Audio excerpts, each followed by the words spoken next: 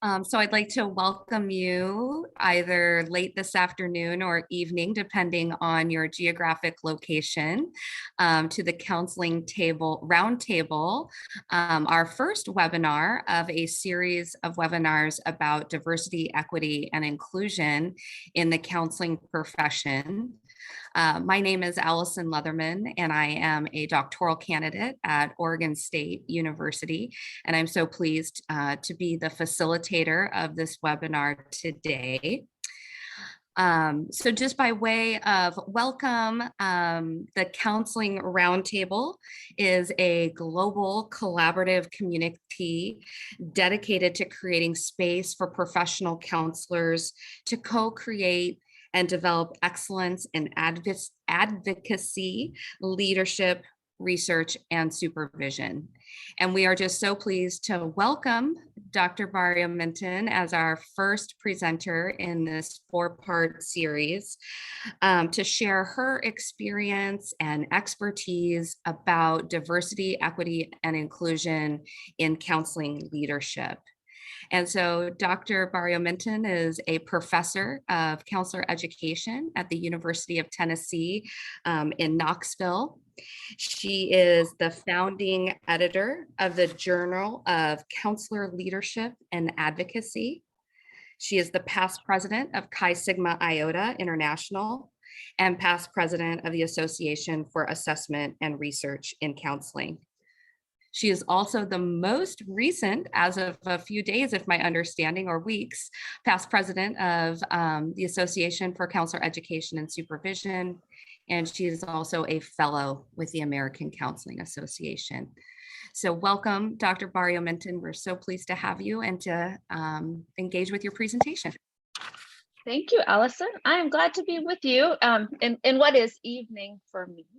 And so I very much appreciate the work that you've done to set the context for our time together. I do have a bit of a slide deck to keep us honest, but as Allison mentioned, I very much would like this to be interactive. I have taken Roundtable to heart and believe that we learn best when we are collaboratively sharing ideas, whether we're building off of them or introducing alternate perspectives. I hope we'll be able to do both of those today. I'm going to take a moment to share my screen. And of course, as we all know by now, everything on Zoom resets when we share our screen. So let me get you back so I can see all of you. As Allison said, I very much would like this to be an engaged roundtable experience. You won't throw me off at all if you stop and interrupt me, raise your hand, just interject, jump in. Actually, I think I would prefer it, and you might prefer it well. I know that many of you are on the West Coast, or I understand that many of you are on the West Coast, and it's probably the end of a long week for you as well. So our topic today is I just lost the slide, but something about from aspiration to action. I have a sense that there probably aren't very many counselors at all, and I can't imagine there's a professional counseling association or organization that would say, no, we're not committed to DEI. No, we don't really care about equity or inclusion or advocacy. Everybody pretty well is going to endorse that DEI is important, that climate, that access, that equity is important in our organization. And yet, as much as we like to give voice to that, and we like to release some very beautifully crafted statements to that effect, the reality is that change is a lot harder to come by, and there are often a number of invisible processes that are with us in that. So my hope for our time together today, I'm going to ask you to do a little bit of introductions in the chat in a moment, but my hope is that we can talk a bit about what performative allyship looks like. I suspect that you have some observations and experiences with it, but I'm hoping some may be brave enough to share, willing to share, give voice to. I know that this is being recorded and there might be some delicate navigation there. But I'm hoping we can talk about that and then also start talking about some new possibilities that we have. I'm prepared to share some things that went well and some things that did not go well. ACES is actually doing a lot of, I believe, really strong groundwork and infrastructure related to DEI and what I call baking it into our structure and operations. I'm here to share some of those things with you, including some things you might not have heard about yet because they've not been released publicly, but they're coming soon, and I'm comfortable sharing those with you. So that said, I'm wondering if you might be willing to, I think I see actually, we already have this in your titles, right? Your location and affiliations. I see many of you are here through OSU as part of a course. Is that correct? And we are, oh, and I'm checking to see where you're calling from. All right, so would you mind adding to the chat your role? Are you a doc student, faculty member, professional counselor, and practice? All of those. Okay, Katrina is in Philadelphia. I'm here in Knoxville, Tennessee. It is absolutely beautiful here today. Getting a nice July reprieve. All right, we have a grad student in clinical mental health, a doc student in Memphis. So Abby, you are just down the road, right? Go Vols. My child, as she was growing up, she's still growing up, she's only 9, but when she came here, she thought the colors were red, Tennessee, Lelo. So for years, she called Tennessee orange. They were the same to her. All right. Doc student, private practice in San Antonio. Okay, so we've got lots of geographic diversity. And then it sounds like a common tie to OSU in many ways. Counselor and doc candidate, here we go. Doc student, so many of you are in practice at the same time that you're pursuing doctoral degrees. That's true. Okay. All right. And University of the Cumberland's just up the highway from us a bit. Okay. All right. Okay. All right.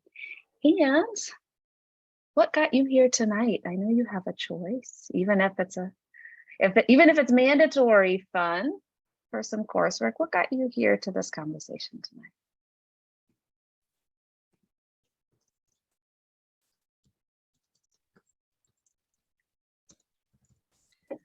As folks are adding that to the chat, I failed to mention this in my opening housekeeping, that if folks would like to have access to live captioning or closed captioning tonight, it is enabled, and you can find it on the bar at the bottom of your Zoom screen, basically between screen share and reactions. So if that is something that helps you, please feel free to enable that accessibility option. And I'm seeing responses start to come in.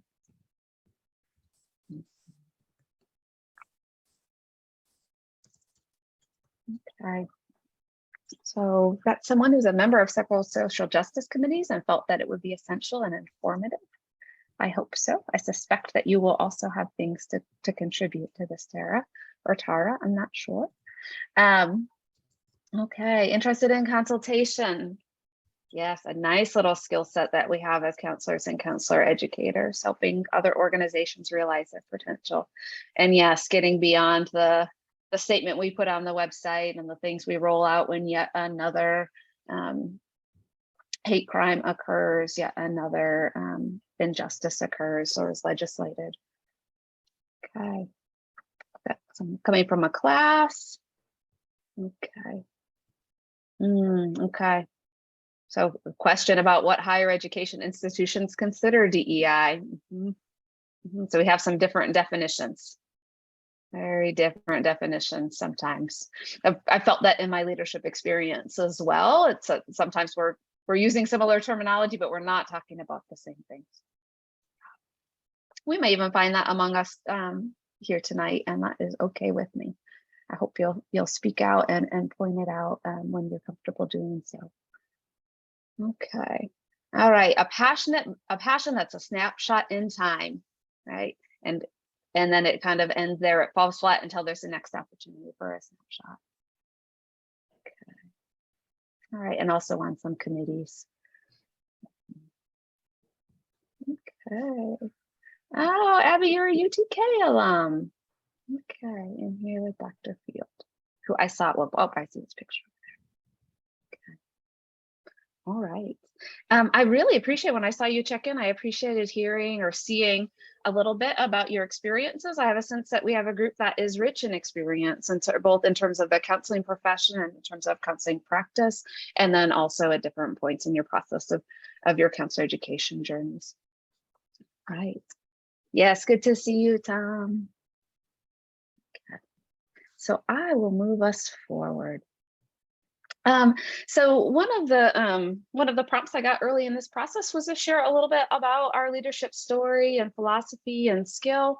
And I do not want to make this all about Casey show, but I do think it's important to share a bit about where we come from, and a bit about how we got where we were. So Ellison read this beautiful little bio with all kinds of snapshots that that might then kind of mystify, kind of like, where did she come from and how does she get started and how does she think about leadership? So I want to indulge probably about 10 minutes, 15 minutes, sharing a bit about my leadership story. One of the things that I know from talking to new and experienced leaders is that many of us feel as if we don't fit here, as if we don't belong here, as if these spaces aren't fit for us. And that is actually a very common experience. So I want to break through a little bit of that first and foremost. So I've got some beautiful logos on there, but my story starts well before I went to undergrad. I grew up in rural Western New York State, and very much a working class family that at times teetered on not quite working class and at times was a little bit more comfortable, but really pretty solidly working class. I consider myself to be multi-ethnic. I am both white American and Latina. My grandfather immigrated from Mexico, worked in steel plants in Buffalo, New York, providing for his family. Died due to a cancer that he picked up due to exposure to some chemicals in that plant. But very much knew that in the context that he immigrated, that his ethnicity was a liability. And so worked very hard to assimilate his family so that they would not experience the discrimination and oppression that he experienced.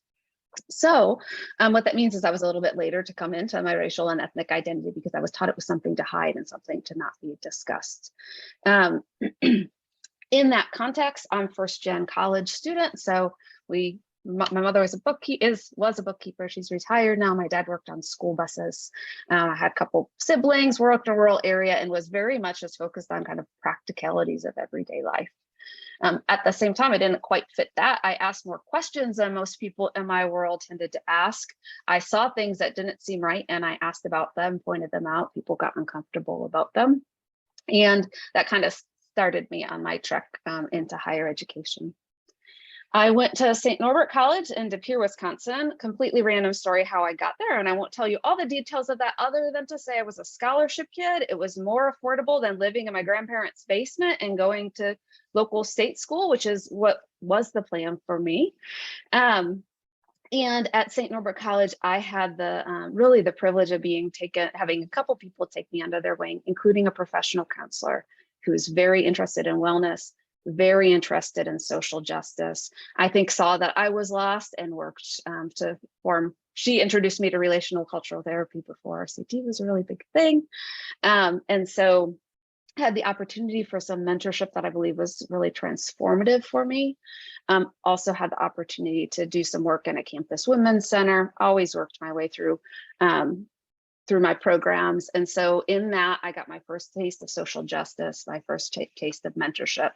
And actually through working with a rape crisis center, decided I wanted to be a professional counselor.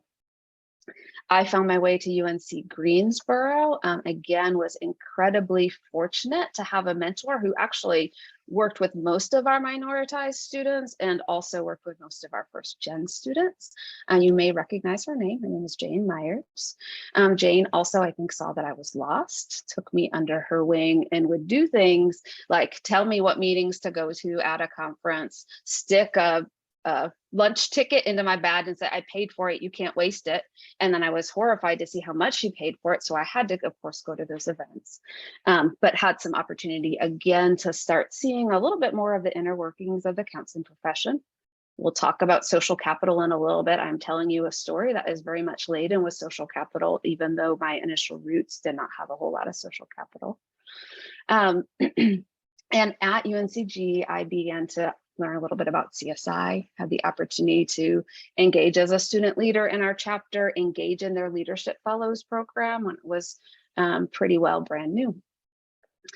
I studied clinical mental health counseling, interested in social justice the whole time, interested in the really practical, concrete things like crisis and suicide and whatnot.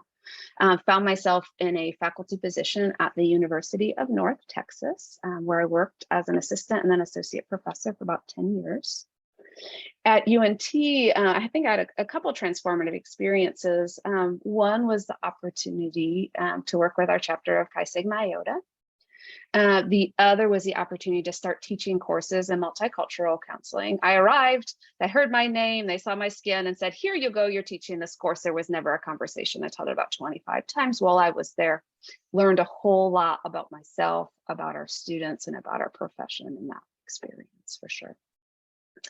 I also had some leadership experiences at University of North Texas. I directed their program, got involved in accreditation, and started kind of entering in the world of higher ed, trying to figure out how it worked. Saw a lot of power dynamics at play, and every higher ed institution has them. All of our professional organization have them, but I was fortunate to be able to get curious about them, and also to have connections through Chi Sigma Iota, through another network where I had people who would engage in conversations with me about them and help me try to figure them out.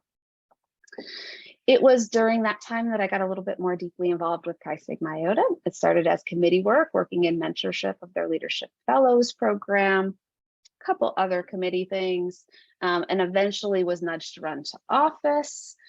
For office, was not elected. That's a thing that happens, by the way. Lots of people don't get elected. They get not elected a lot more than they do get elected. That's been the case for me for sure. But I did, eventually I was elected as Chi Sigma Iota International President. That was about the time that Tom Sweeney decided to retire. He was life member number 1. Jane was life member number 2. And Tom, I appreciate you adding that context to the chat. And so I had the opportunity or the challenge to work with CSI while we were navigating one of the biggest transitions in our history, going from our founding executive director to a new executive director. At the same time, we were having, I think, really important conversations about the direction of the counseling profession, about maintaining and enhancing counseling identity, and also realizing that our journals were being less and less open to talk about advocacy, to talk about out of the room counseling issues. This is around about 2009, 2010. It was hard to get things published about leadership and advocacy. It was hard to get things published that weren't about clinical practice. And that makes sense in a way. Our journals should be serving our practitioners and informing practice and building a knowledge base. And yet, as a young profession, we had more work to do. So that led to some conversations about the possibility of CSI hosting a journal. And that turned into, as Allison mentioned in the introduction, a Journal of Counselor Leadership and Advocacy. Now, I didn't just up and found a journal. We worked as a team. We had many meetings about vision, about direction, about how it is that we ensured that the journal was helping to move our profession forward and what we hoped would be a visionary and proactive kind of way. And through some, we don't have enough time to talk about all those details of the stories, but we were indeed successful in founding that journal. I edited the journal for the first 5 years. That wasn't the initial plan. I wrote a beautiful call for an editor. I wrote out criteria for who the editor should be. I knew it needed to be Kat Chang or Donna Gibson. If you're in professional orientation courses, you probably will read some of their work. But it so happened that the board approached me and said they thought that I needed to be the one to help launch it. And then as Jane became ill and died shortly thereafter, CSI was in such a time of transition. I stayed on for a couple extra years to help stabilize that. We are now in, I think, our 10th volume, 11th volume. So check it out if you're publishing on topics of leadership and advocacy.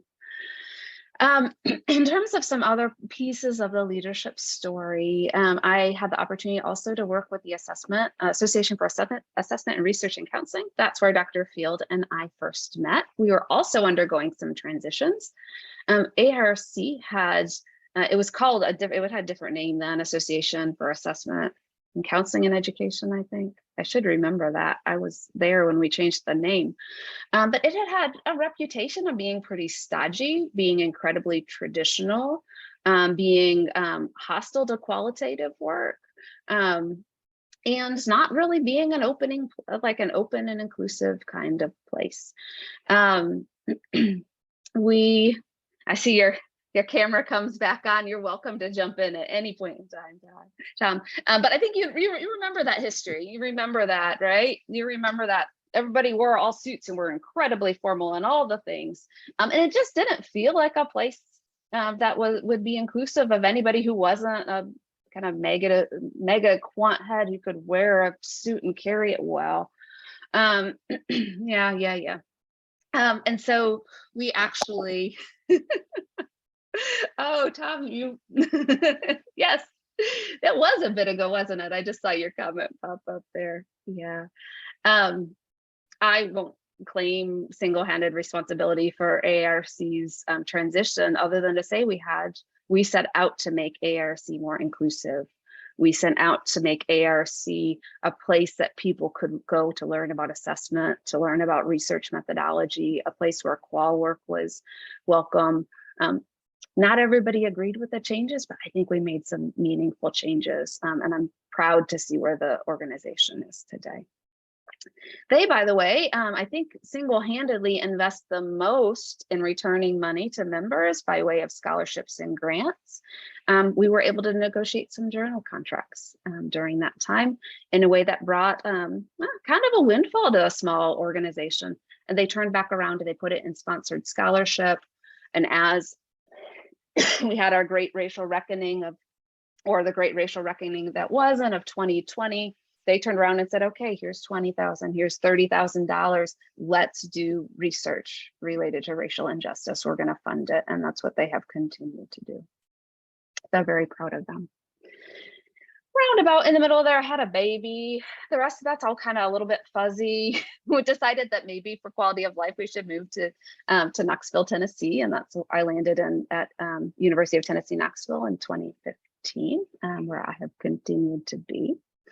I have the opportunity I've been directing our counselor education unit. In about 2 weeks, I will start my work as department chair of the larger department. And so at University of Tennessee, have had the interesting, challenging. It's not a great political climate here in the great state of Tennessee. Lots of legislation coming down the pike about what we're able to speak about in our classes. We're not allowed to require students to purchase a textbook that says that racism is real. Yeah, Shannon, you feel this in Texas, right? Lots and lots of organizational context that, of course, creates press for our programs, especially as our students have very much been hurting and impacted by the pandemic, by racial injustice, also by the battery of anti-LGBTQ plus legislation that just seems to be incessant at this point in time. So it's actually been a good amount of our focus in the program in the last couple of years. Yes, and abortion rights too, Shannon, absolutely. Absolutely. At my time, but I didn't know all of that when I moved. Tennessee didn't feel all that different than Texas, although people were maybe a little bit more subtle in their disagreement. So my experience of culture in Texas, in Tennessee was a little bit different. It took me a little bit to catch on that silence meant maybe something a little different. In terms of other leadership journey, I know I'm going a little bit longer than I said I would. I had the opportunity to serve as president of SACES. No, Shannon, they didn't scream, well, bless your heart. They just smiled and nodded and then went along the way, right? So I had the opportunity to serve SACES. I actually, SACES presidency was the first thing that I actually sought out. The rest of the leadership kind of found me, or I found myself in places where there was a need. And I said, I can maybe do that. Had some nice opportunity to work with the SACES board. We re-envisioned our emerging leaders program, which we found, we'll talk about performative stuff in a minute. we found in SACES, we were doing this one-shot emerging leaders thing. You go to a workshop, you get a title for your vita, nothing else happens. There's no follow-up. There's not a whole lot of leadership development. And so we re-envisioned it into a 2-year program with small group mentorship, with connections, with embedding into committees that then set people up to be eligible to serve on those committees. So we're going to talk a little bit about leadership pipeline. I think that is some of the work I'm most proud of in SACES. And then finally, I served as ACES president last year. I'll actually talk a little bit more about that when we get deeper into the presentation, because there's some initiatives that I think are going to help us move the needle and that are being really embedded into our organization in a way that I think will be long lasting and will be impactful. So that's a bit about my leadership story. I told those parts all really fast, right? Like that's 20 years of leadership, and I tried to do it in 10 to 15 minutes. I'm curious at this point if you have any kind of follow-up questions or anything that would be helpful to revisit a bit. Happy to stop talking.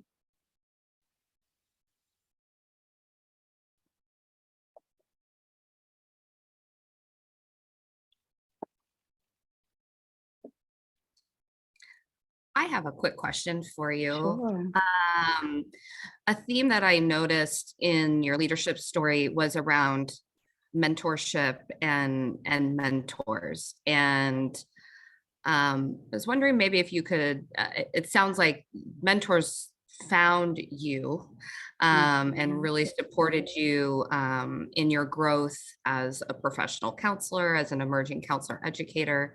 But I know a lot of times for those of us who are earlier in our careers, maybe we're in our doc program and things like that, we hear this, find a mentor.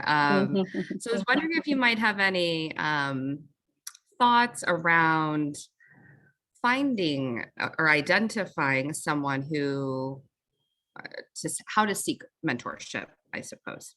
How to seek mentorship. So we have, you are highlighting a tension that I very often feel and notice, right? We say reach, and you'll hear me even say, reach out for those opportunities, take those opportunities, you'll hear me say that a little bit tonight. And what the literature tells us is that many people are found. So the opportunities found them. And when I say opportunities found them, somebody nudged them, somebody reached out to them, somebody came to them after a meeting and said, hey, about that idea, what do you think? So I'm going to waffle a little bit and how I responded to that question. So I think it needs to be both. In terms of mentors, for me, I'm very much an introvert. It takes me a bit to warm up. People are sometimes surprised at that, but if you see me at a reception, you'll maybe find me in the corner. I'll be hiding. At the ACES conference, I was actually relieved when they told me I had to greet people at the door. Like I had to greet every person as they came through their door for the ACES reception, because that meant I didn't have to go into the room, and that felt like I was getting off the hook. So for me, I watched people. I watched how people interacted. I kind of tuned in. I've gotten better at tuning into my own body, but I tuned into my body. So it's like, did I have reactions? I'm like, oh, what's going on here? Something don't feel right. And I look around and see, is anybody else having a reaction? And then maybe I kind of do a little follow-up with them, right? So part of it for me was I watched, and then it takes a lot of work for me to start a conversation, but I'd start a conversation. I think also, sometimes mentorship is kind of embedded. So some of your organizations you'll see will have, for example, president-elect, secretary-elect and secretary, president-elect, president, past president. You can do leadership without being president and things, by the way. That's not everybody's cup of tea. But many times organizations will bake in kind of a leadership structure that gives you an opportunity to learn about the organization, learn how things are working. So absolutely, as I came into leadership roles, I would look to those who were in line before me. And I would ask them what they learned, and I would ask them what they would do differently, or what they would suggest I not do. And so those conversations, I think, were helpful. And they were helpful in some ways. Sometimes they were helpful in clarifying that this person might not be the best mentor for me, or we just don't really have a connection. We have different styles, something's amiss here. But sometimes it generated really meaningful conversation, and those connections kind of continued. I don't, if you ask me like who's my mentor, like in my heart, in my soul, like Jane was my first mentor, my biggest mentor, very much an advocate, an ally for me. And I would say I have many mentors in the counseling profession. And I think that mentorship works best in community. We can't be all things to all people. We shouldn't need to be. But over time, you'll learn our circles are pretty small. And you'll start to cue in, like, who do I feel comfortable with? Who do I admire? Who do I notice handling things in a way that's different than I would handle them, but that I might be able to learn from? And most people are pretty well accessible to have a conversation about it. I would say on the other side, so I know that you are developing leadership skills, and many of you have been leaders in your communities, even if you're new to leadership in the counseling profession.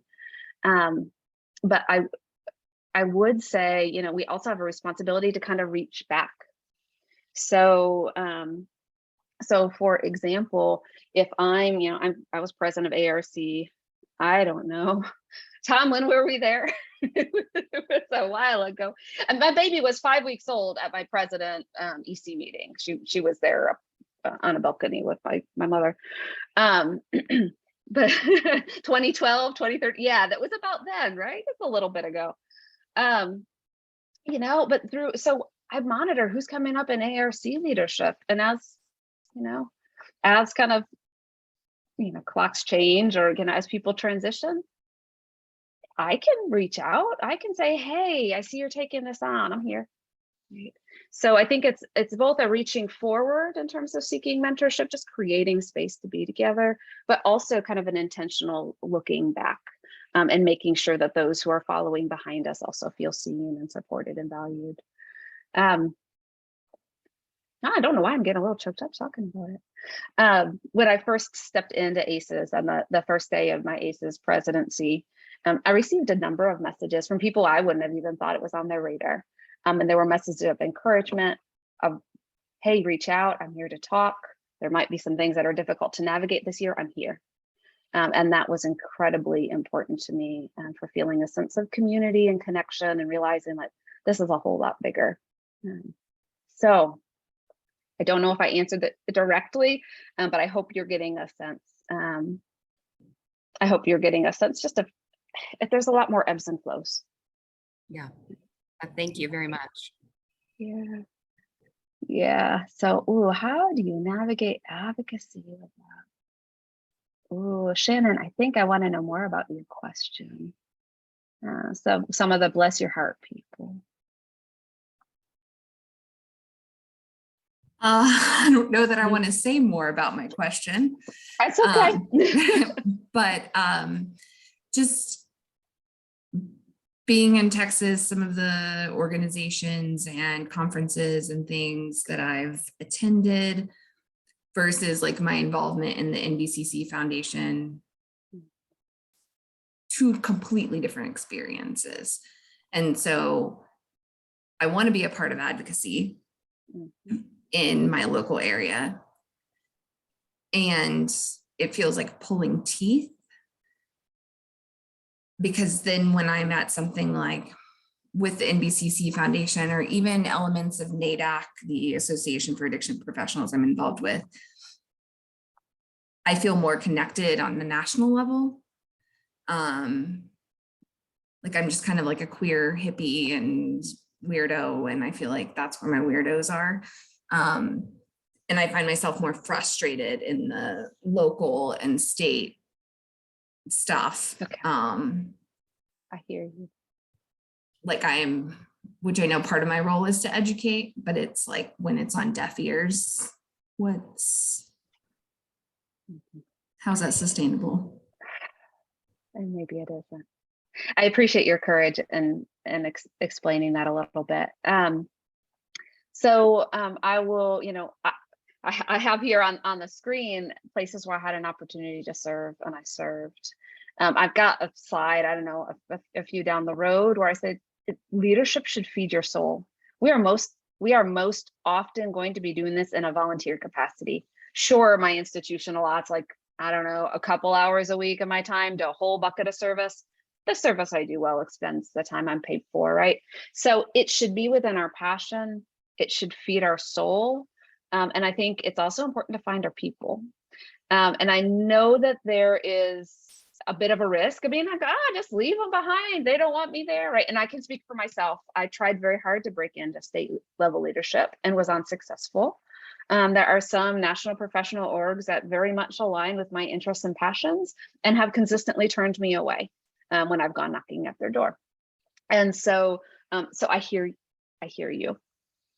I hear you on that part. I know there's a risk of me like, well, just leave them behind. They don't need me. They don't need my time, because we don't get change that way. And at the same time, it has been important for me to serve where I believe it's making a meaningful impact, where I believe that I am creating and sustaining relationships that help me to develop as a human and as a leader and as a counselor educator. And that doesn't mean we don't ever, come back around to some of those things. I tried to break into ACE's leadership actually for a lot. I was unsuccessful in state leadership. You might guess the state. I was unsuccessful in I won't state out you leadership. live. I was unsuccessful in some other national organizations, but even ACEs, I knocked on ACE's door for a lot of years. And it wasn't until there was a shift with some people who are a little bit more senior in the profession that there was a bit more of an opening. And I was able to find my way in that opening, and also was willing to take on some of the things that might be a little bit harder to take on. Mhm. So I'm going to have a slide in a little bit that also says something about long vision, short action. And so for me, like in that moment, trying to get involved in an organization and just being turned down or just completely ignored, like I felt like that was something about me. And it was hard to see beyond the next couple of years for me. Looking back now, I'm like, oh yeah, these places are always going to be around. Mhm. And sometimes we find a way to go around the problem, create something new. Right. I appreciate you saying, especially that piece about finding something that also feeds our soul. Dr. Field talks a lot about being in things for the long game, and just finding the balance between, like, yes, systems do not change overnight, and can I survive the system long enough to make a difference, versus being somewhere where I can see differences are being made and I feel connected and it does feed my soul. So I appreciate you saying that. And I believe there are ways to come back to it as well. But yes, that long game is so important. And that was something that took me a long time to cue into. I would also say, I don't believe that an individual ever changes the system. So even some of the initiatives that I highlight from the DEI initiatives and ACEs that I highlight tonight, I was involved in it. I helped to facilitate it. I'm sure going to be sure to see it through. But that came on the heels of multiple years of leaders with similar commitments who set up the structures to be able to do what we're doing. I couldn't have just come in for 1 year and done it. But sometimes we think of leadership as like, this is the term, so we've got to do this thing. So yeah, thank you for sharing that. Okay. All right. So I've heard a couple of things. I'm curious if you would like to unmute or enter in the chat. It sounds like I heard Shannon, you mentioned you've got some experience with NBCC Foundation, which is doing some great leadership development. Talking about finding a way around, finding another opportunity. NBCC is crafting some of those fairy routes that we might have wanted in some of our other professional counseling associations, but haven't quite seen yet. And also your professional counseling organizations are working together in collaboration. Many of us, NBCC, ACEs, KCREP, CSI meet weekly, for example. All right, so what other professional organizations have you had a chance to experience in leadership? If you want to unmute or add it to the chat.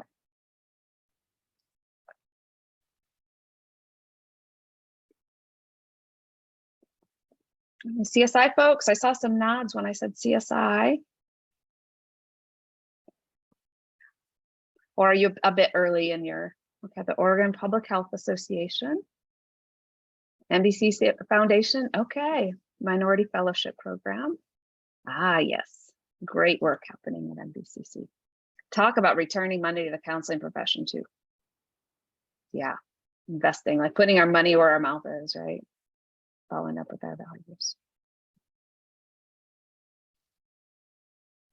Okay. Right, I'm going to move, and I'm going to assume that the quiet means, oh, applied to become involved. Yes, sometimes it takes a bit, Katrina. Sometimes it does take a little bit. I have to remind myself that not everybody likes to move at the speed I like to move. Okay. WACES, nice opportunities to get involved. And as ACE's smallest region, WACES loves strong leaders who are willing to engage. Absolutely. And you're small enough to actually have a sense of community within the region, which I think is pretty wonderful too. Okay. All right. I got a little SNL skit to move us on to. Have you seen this? Thank you, Scott. Okay. Okay, yeah, maybe. So we'll talk about performative allyship, and I'm going to ask for your help in defining it, but I'm just going to go ahead and let this couple-minute thing play while we take a breather.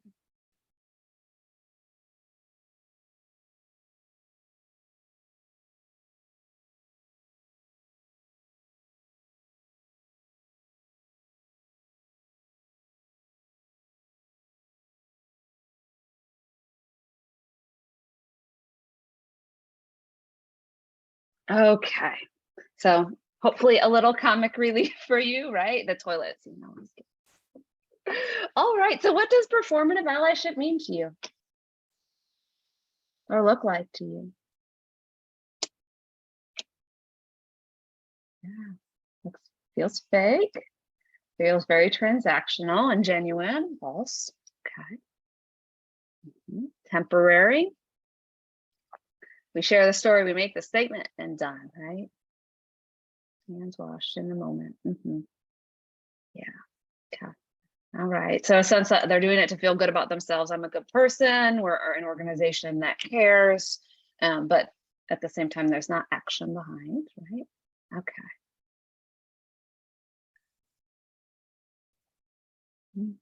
Checking a box. We have to have a statement too.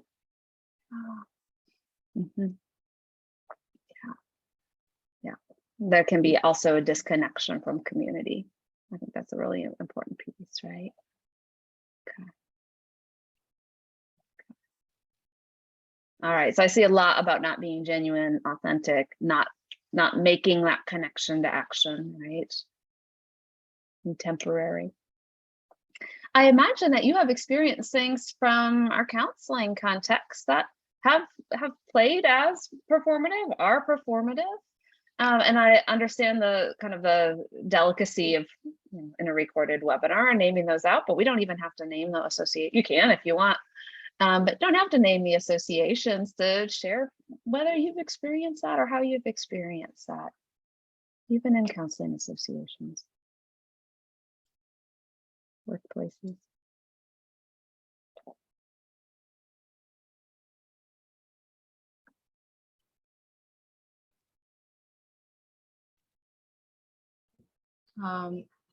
Dr. Barrio, I would say just the continuous I'm sorry, that just starts off as ridiculous to me after a while. Like, I mean, I'm sorry that's happening to you. I'm sorry you're experiencing that. And it's like, okay, we're beyond that. We need actionable steps. So I think in regards to my experience, it's been within higher institutions of higher education. And it's the constant, I'm sorry you feel that way. I'm sorry that's happening to you, which automatically like minimizes what I'm feeling anyway and invalidates it. But then it goes to, well, what do you think I should do? Like, you're the leader. What do you think you should do? You should be telling me what you're going to do versus what am I suggesting you to do as the leader or in the leadership role. So I think that's what really gets me kind of confused with DEI and then leadership.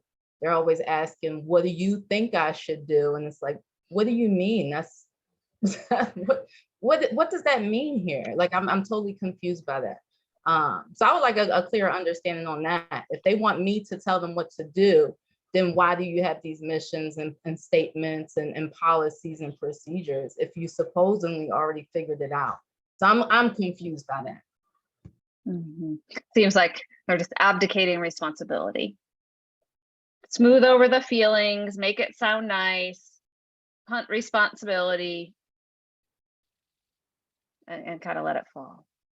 Yeah, there's a you'll see it, and you might have a reaction, and it's okay. Like I said before, we can have alternate perspectives on things. I have a like share specific concrete ideas, and I think in some of those cases it can be really helpful to say, hey, you know what, like I think we need to move in this direction, not to solve all of the problem, right, but to say, hey, this would be helpful, right?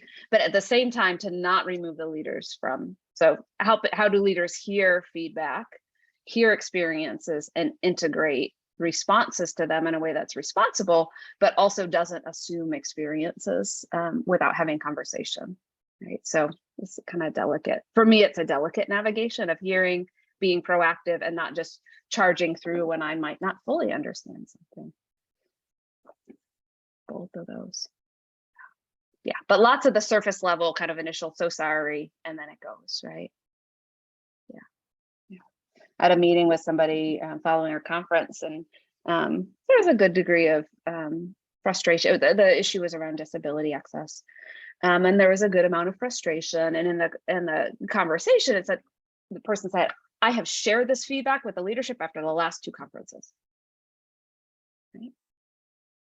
And so what's the reaction? I'm sorry you've had that experience. And then what's our responsibility? We actually were able to develop a task force.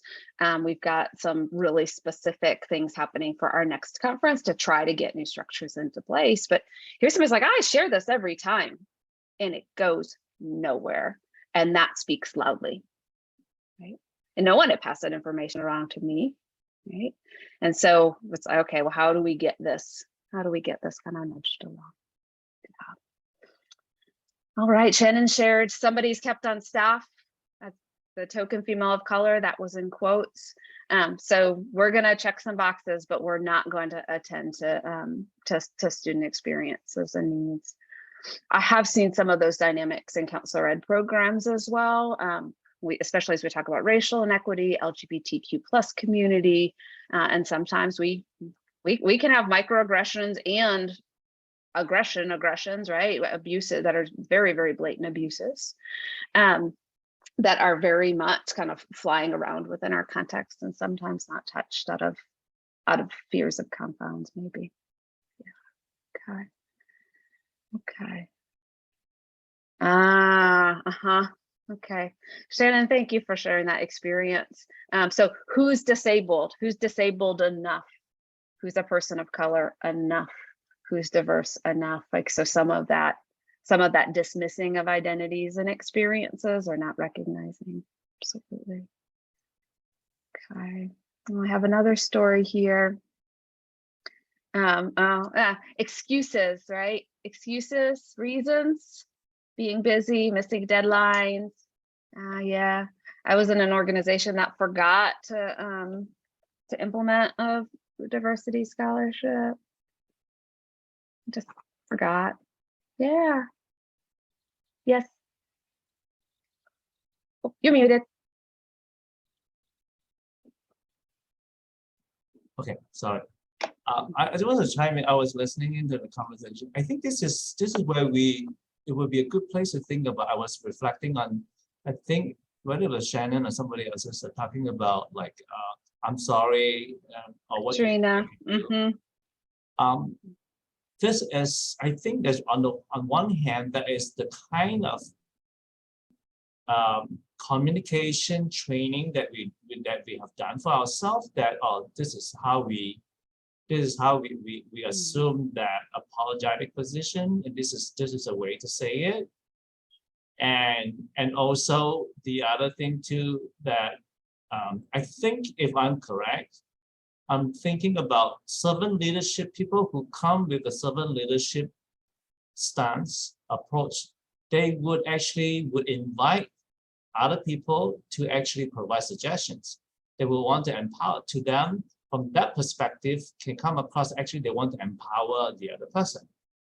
So sometimes, so it's not an easy thing, right? So if you get stuck in one leadership mode, let's say, for example, I tend to come from a very supportive servant leadership mode. So I tend to encourage, like, and usually probably I'm not, but my student will tell me, they'll tell you that I'm kind of upfront with things. But it could come across in some situation, it could come across like you are not being genuine, you are like turning the ball back to me. I already been passing the ball to you so many times. So I think it's actually a good thing for us as leaders, learn. If you get stuck in one mode, it's just like when you get stuck in doing counseling in one mode, whether it's narrative therapy, whether it is EMDR, whatever, but sometimes the situation requires you to quickly understand the situation so that you do not only use one mode of operation, because now you're required to do something different. Because this person has been saying this, has been asking for changes, and what they need is no longer just like, okay, what do you think I can do? Right? Like what Shannon said, now you need to come, we need you to rise up and to show us something. So there needs to be that kind of sensitivity as leaders to know how to read the situation and to switch role. So that reminds me, once again, from the Chinese thinking perspective, the yin and yang. So if I'm only caught in one space, and I would not be able to appreciate that sometimes I do need to cross over to another space to actually operate flexibly. So that, I think, in and of itself, leadership models, or just like any counseling models, can give you, can lock you up, but can pigeonhole you in one way of relating. And it's just like the American way of communication, of talking about the mainstream, we can get conditioned to respond in some ways and not be able to be flexible in responding in other ways. So I think it becomes a very a tall order for those of us who are leaders to have to improve ourselves in the way we communicate, in knowing also the shortcomings of our communication, that this way of communicating can actually work a lot of the times, but in some situations, it actually doesn't work because it comes across as patronizing. So I just wanted to add that as we listen to the things critically, because it will happen to all of us one day, that whatever preferred mode of operation will someday become something that is no longer working. Thanks. Yeah, I really appreciate you capturing a bit of that both and. I think, and I think I did not kind of respond or frame that well, and I think you really extended some important pieces of that message. You know, it's, I think, a skill. It's a delicate skill. That when do I listen? When do I need to do more? When do I jump to action? When do I know whether I'm qualified to jump to action, or whether I'm jumping to reaction to feel better, in a way, or jumping to action in a way that really resonates with the need? And that can vary depending on the groups we're in, our context, who's in leadership, that prior history, right? So somebody who had their first experience, I'm going back to the disability story and conversation we had, I was fortunate that the person was brave to approach me and to share the experience that they had at the conference. That somebody who had that first time experience might need something different or expect something different than somebody who's I've told this story 3 times and nobody's done anything. That context is already kind of embedded. So yes, and I think we probably have some regional and also some cultural differences also in how we approach conversation, how we approach addressing and responding. So thank you for that. Yeah, I'm going to share a couple. That goes away. Okay. I'm going to share a couple observations of what I see fairly often within our professional circle that to me play as performative and that have fairly minimal opportunity for lasting impact. The first is what I call angry fist statements without action. So something happens, somebody writes a really beautiful statement. We don't stand for this. This isn't who we are. And there's no follow-up. There are no steps that we can, in our counseling context, what does this mean in the counseling room? What does this mean in the supervision room? What does this mean in our counselor ed program? So to me, there's that, like, we can have a statement saying, we see this, we understand the impact, and here are resources, here are spaces, here is something responsive to the situation. But when we just say, raw, bad, this is awful, and do nothing else to follow through, we're having minimal impact. And when that happens again and again, that carries meaning and it erodes trust, especially when that happens very frequently in a lot of different settings. Likewise, listening sessions without follow-up. We want to hear, whether it's a listening session, it's a survey, we want to hear from you. And nothing ever happens, right? ACEs actually recently, we did, we had a motion to hire a CDO. Couldn't come to agreement about what we needed the CDO to do. There were different ideas about the problem to solve and whether a CDO would be the best way to do that. So we contracted with the firm to do an organizational leadership assessment, climate assessment. I didn't love all the methodology, to be honest with you, but they did like 25 interviews, all kinds of other things, returned this big report to us as leaders. And at the same time, we had a leadership and advocacy committee running under leadership of Dr. John Harrychan out of UTSA, who was talking to our members about their experiences of ACE's climate. We've then converged that, and based on that have made several, I think, really big decisions. I'll share them coming up. But one of the decisions that is embedded in that is we realized we need to do a lot better job communicating what we are doing, because we're doing a lot more than our members realized that we were doing. And so if we're doing things and nobody sees them, it doesn't carry the same meaning, right? Just the same as if I participate in this focus group, I do this survey, and I never see anything else come to it, that was a waste of time. So I am wary when I hear or see listening sessions, feed surveys, whatever it is, without kind of follow-up action. Photo ops, got to get our pictures, make sure that we diversify our website, but there's no real engagement beyond that picture. I do think it is important that we have representation in who and how we're seen, that our organizational leadership is reflective of the diversity of our profession, which we also know needs to be further diversified. And if all we're doing is taking pictures so that we can post them, so that we can show how diverse and inclusive we're doing, that again plays very much as performative to me. I'm wary of tokenized appointments. We've got to get diversity, which usually means a person of color. We've got to put a person of color on every committee. Well, are we actually setting people up to be able to engage fully? Are we comprising the committee with a diversity of experiences and opinions? Is the committee going to be a safe place for a person to share their experiences? What's the emotional burden, the labor toll, all of that? So also, I'm wary of tokenized appointments. We'll talk a little bit about another possibility coming up. And then those superficial one-shot initiatives. Here, we're going to do, a thing happened, so we're going to do a thing. We never come back to it. Or, hey, we're going to have this emerging leaders. We're going to have a one-day, couple-hour training. We're going to take some pictures. We're going to write up some stories about how great we are, and we're never going to see or talk to those emerging leaders again. Right? I believe that those kinds of things are problematic, even if that, you know, that's a subtext, that's a critical subtext that Casey is adding. We're never going to talk to these folks again. So I don't have it all figured out, mess up on the regular. I like to believe that I consistently get a little bit more savvy or more attuned to what might be helpful. And some of what I'm about to share, our last kind of 20 minutes together, is pretty highly colonized, and I just want to name that. So I think this is part of, you know, it's part of my cultural upbringing. It's also part of, and that part of that includes my working class roots. I'm really pragmatic, and so system structural change is going to take generations.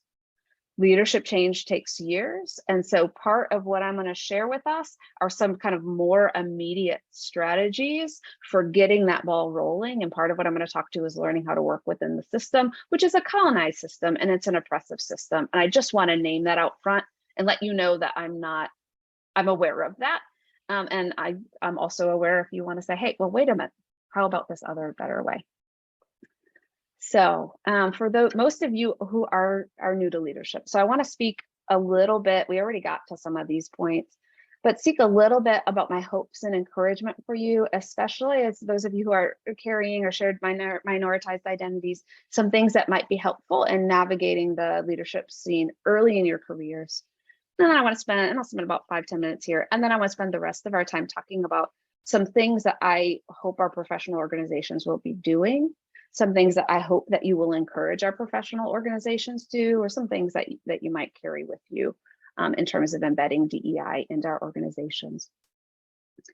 So the first piece I think really comes to, sorry, the first piece I think I mentioned before, I think long-term, act short-term, it's about that long game. So if we believe that true organizational or structural change can happen over a year or two, we're going to be really disappointed. We're going to burn out really quickly. So I encourage you, I shared before, like, this was a 20-year thing. And, it took me a lot of years to realize just kind of how this operated, who the players were, how the different systems connected to each other. So I want you to give yourself permission to slow it down, to not need to figure it all out right now. And to not take, I saw somebody say, hey, I've applied to do this. Don't take setbacks. It's hard not to take setbacks personally or to heart, but know that there are other opportunities that will be there. That if the first thing doesn't land, it doesn't mean it won't ever land. I think some of the most visible, we say visible, we might say successful, you might have a different term for it. But some of the giants in our field are also some of the most rejected in the field. It's because they took risks and we're willing to persist and willing to get creative. So this is a long game. And if you're in a doc program now, you're in it for the long game, or at least you expect to be in it for the long game. So you got time. I would encourage you to start by doing small things well. We don't have to do it all at once. I am particularly concerned about overcommitment and also about the impacts of emotional labor. So when we're talking DEI work, those of you who have been in DEI work, you know that there's a lot of emotional labor. There is risk that is embedded in it. That emotional labor, that risk isn't fair, it's there. And I think it's really important that we kind of take a wellness frame and a preservation frame. So what's going to work for me right now? And so there's a little bit of a selfishness to it. Again, you see more of an individualistic lens kind of coming out to that. But I would encourage you, it's okay to do small things well. Monitor your commitments, monitor your emotional labor, like what you have space for. And it's okay to say no. It's okay to say not now.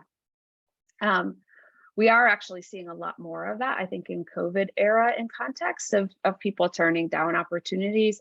There aren't a shortage of opportunities. I've also sometimes heard people say, like, I want to be on this editorial board, and if I do it now, I don't know if I'll get a chance to do it again. Yeah, you'll get a chance to do it again. It'll probably still be there. So know that it's, even though it can feel like when time is short, everything feels really big, know that there's probably more flexibility that we want to credit for ourselves. I mentioned earlier in the webinar about relationships, and I think a lot, and you're studying leadership, and I hear you getting a strong foundation in leadership. A lot of leadership is about relationship. It's about understanding how people work. It's about hearing people. It's about hearing feedback. And so as we start to engage in our associations, I think it's important to consider relationships, including that this relationship isn't healthy for me or productive for me at this time, right? And maybe another time. I mentioned seeking mentors, and we already talked a little bit about opening up conversations, noticing how people do things, asking them about it. My experience is that many of our counseling leaders, especially those who engage in DEI work, are very open to mentorship. They're open to those conversations. They're responsive to those conversations. So I think part of it is we put ourselves, and I see the question like, how do you find a mentor? You can look at structured mentorship programs. So NBCC has a Minority Fellows program. There's a Leadership Development program. Chi Sigma Iota has their Leadership Fellows and Interns program. ACEs in its regions have emerging leaders programs. ARC, I don't know whether we're emerging leaders or scholars at this point, but we're one of those two. Most of our associations do indeed have a mentorship program. I'm currently mentoring a new faculty member in CSI. We meet monthly. And we talk about DEI and we talk about politics and dynamics and all of those kinds of things and their work setting. So there are some formal structured programs, and that might be useful because that not only can help you expose you to mentors and mentorship, but it can also help you to get familiar with organizational context, how organizations work. It gives you a person to reach out to understand that navigation. And absolutely, I still reach out to my mentors from years and years ago. I'll still message Kat Chang and say, I'm having a hard time navigating this. Can we talk? We call ourselves, we're academic sisters. So we shared a mentor. Likewise, our littlest academic sister calls me fairly regularly. Can we talk? So don't be afraid to reach out.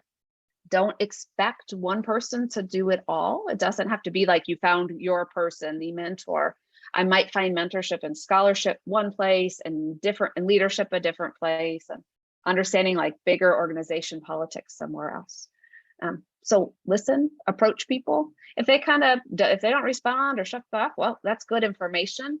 That doesn't mean that you won't find connection. I also know a number of folks who will kind of develop more collective kind of mentorship. So groups of people who share common identities or common interests who come together just to have conversation, to talk about their experiences in the field, to have some affinity, sometimes some affinity space, really safe space, but in more of kind of a group format. And I think that can be really healthy and productive and engaging. So that is kind of, and there's could be some really great strategy that comes out of those. So peer mentors count too. In terms of some other suggestions, I would encourage you to stay curious about organizational history and context. Sometimes organizations do things that make absolutely no sense in the current moment, but they probably come from somewhere and somebody might be really emotionally tied to that. I've learned that it's helpful to start to get curious about it. Ask questions. Help me understand this. I noticed that this happened. I noticed that when this happened, we responded this way. What do you think that's about? Or kind of and I've had people say, well, what's your long-term game? What are you thinking about with it? So ask the questions. We can ask them. We know, we're counselors. We know how to ask them in curious ways. Help me understand. I'm curious. Tell me about this. Sometimes contextual, so for example, an ACES, I'm looking at the clock because I always run myself out of time. So for ACES, for example, we're a nonprofit. We're incorporated in DC under ACA's charter. All kinds of things. I didn't know about how money worked, how leadership appointments worked, how we had to make our decision. There's all kinds of like legal logistical things embedded in our association that I had no clue about before I got closer to it, right? So some of the things that we do that don't make a ton of sense are actually based on advice of legal counsel, based on our charter, our incorporation, our connection to ACA. The only way to know that stuff is to ask. And I haven't experienced professional organization leaders getting upset or irritated by asking. Usually if you have a question, somebody else does too. So be curious about it. Get to know it. Even if we're getting to know it so that we can change it, we've got to know what we're trying to change. And it helps to know the roots. It helps to know the roots of it, right?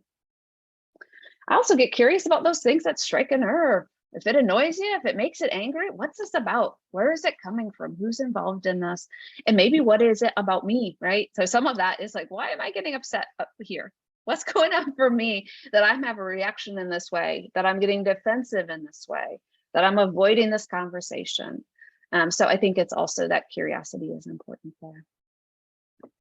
when you have ideas, share them. And I do want to acknowledge, like, I don't think it's always it's not your responsibility to solve all the world's problems or organizations' problems.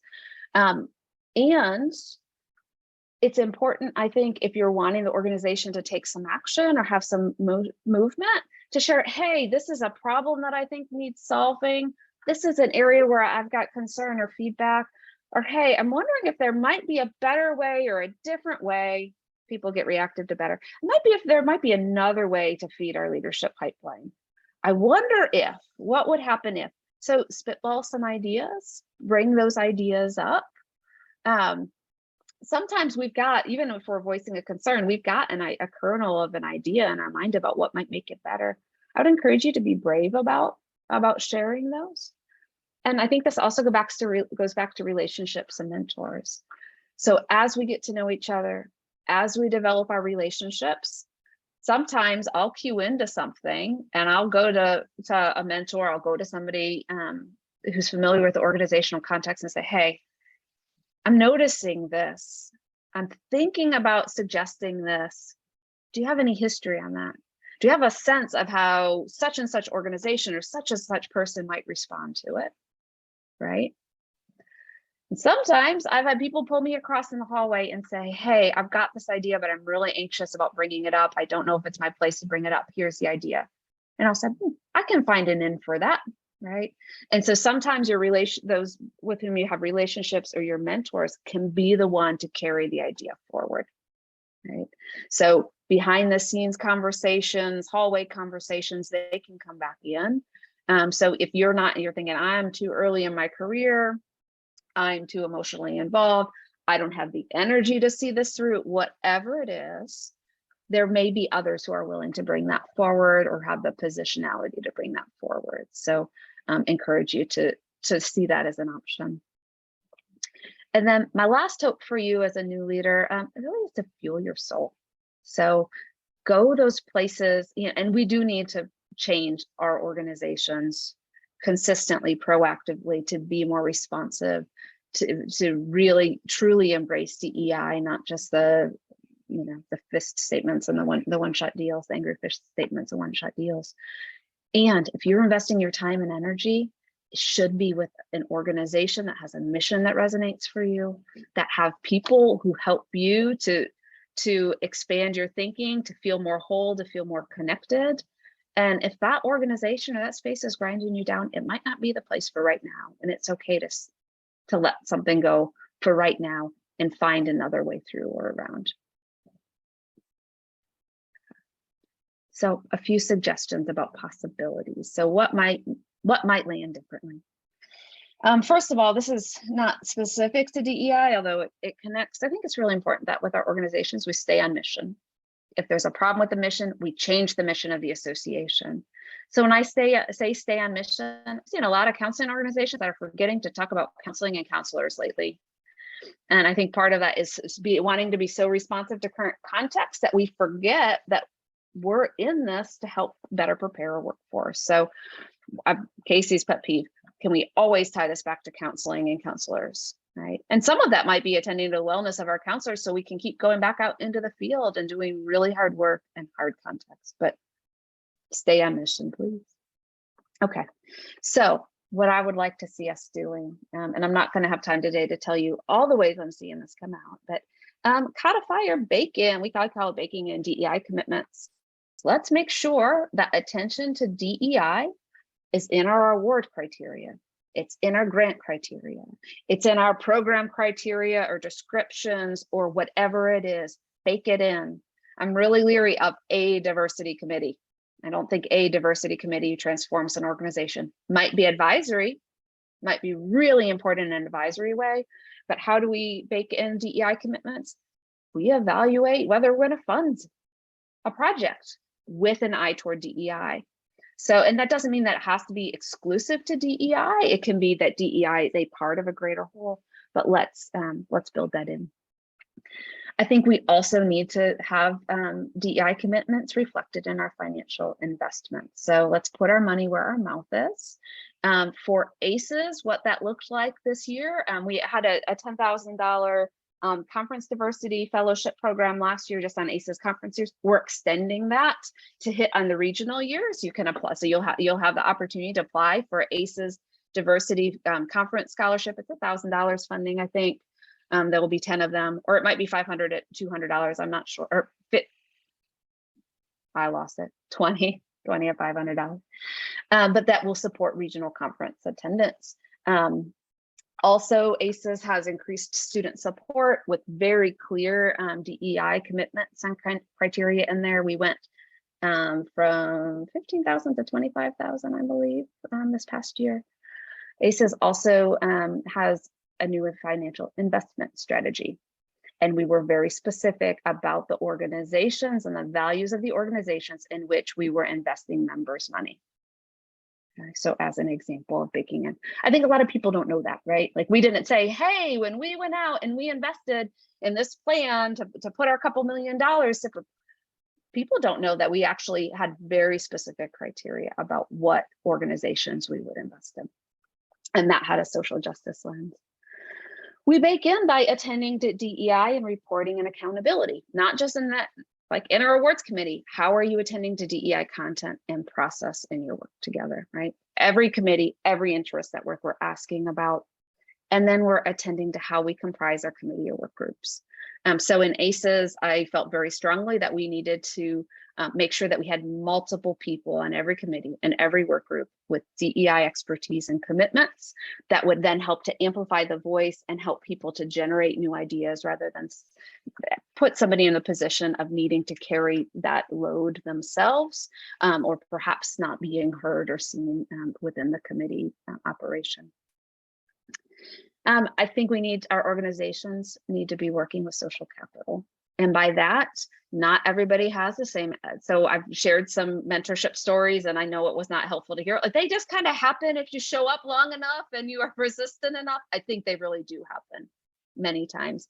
And not everybody has the same social capital. So for me, it was important to make open, transparent leadership invitations. We pushed it all out to all professional members. We're looking for leaders here. Here's where you can apply. Oh, and part of that. Oh, thanks, Tom, for the diversity conference scholarship. The 2022 should be coming soon. I know Dr. Hoskins was working on that this week. So make an open call. We make an open call. That way, somebody who doesn't have the network has an opportunity to apply. And every one of those, I asked folks to talk to their DEI commitments in their applications. And that's part of what I used in the committee or work group composition. We had over 80 new leaders in ACES this year, most of whom had strong DEI commitments. And that was because of that. We can ask those with strong DEI expertise to nominate or nudge potential leaders. So I went to our DEI leaders and I said, who should I be talking to? Here's what I got. Who am I missing? Right? And they gave me names and nudges. Those informal opportunities for connection and relationship are important. I think it's also really important for leaders who have more privilege in the space to open the space, create the opportunity for space or contribution, and then step back and listen, step back and shut up. 3 minutes left to solve all the problems. Okay. We can make the invisible visible. So based on social capital, based on experience with organizations, some leaders don't know how the organization works. So for example, there are certain kind of deadlines or formats or, how do we make decisions? That can be kind of mysterious to people. I think we need to be more transparent about how it works so that we can access it more equitably. For us in ACES, we have implemented more comprehensive orientation for all of our leaders, and then quarterly check-ins and conversations. And they truly are conversations because we realized we had a lot of mystery, a lot of not knowing what was happening. We put, this is baking in too, clear charges, including DEI integration. So when we gave our committees tasks, we made sure to embed how their tasks intersected with DEI work. And we did that consistently throughout our committees. You can take a look at bylaws and policies regarding inequities. We audit them. Does this make sense? Are these criteria prohibiting somebody from accessing leadership? This criterion, we found one that was going to require some of our leaders to be paying to travel to do organization business.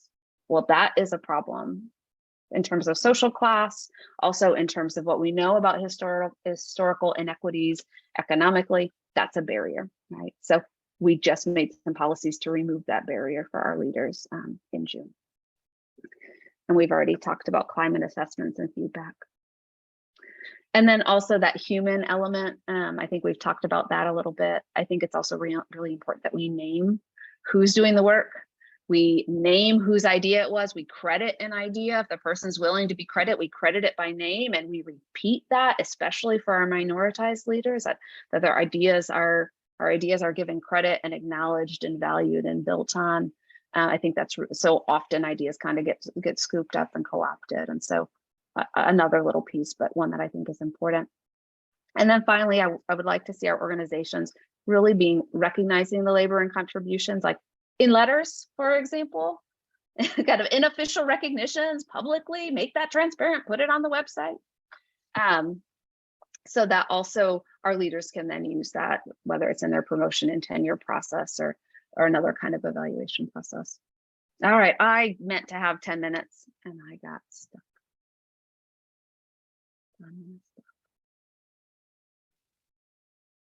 I know that you're still recording and that your time might be short, but I am happy to hang out for a few minutes and have any follow-up if it might be helpful for you to do that.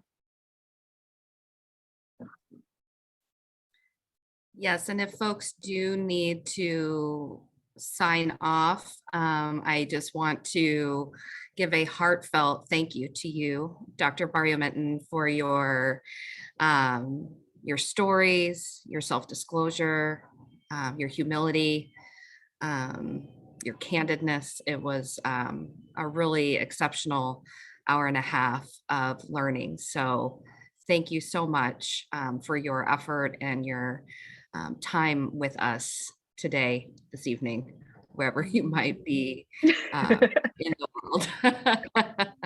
It's my pleasure. It's my pleasure.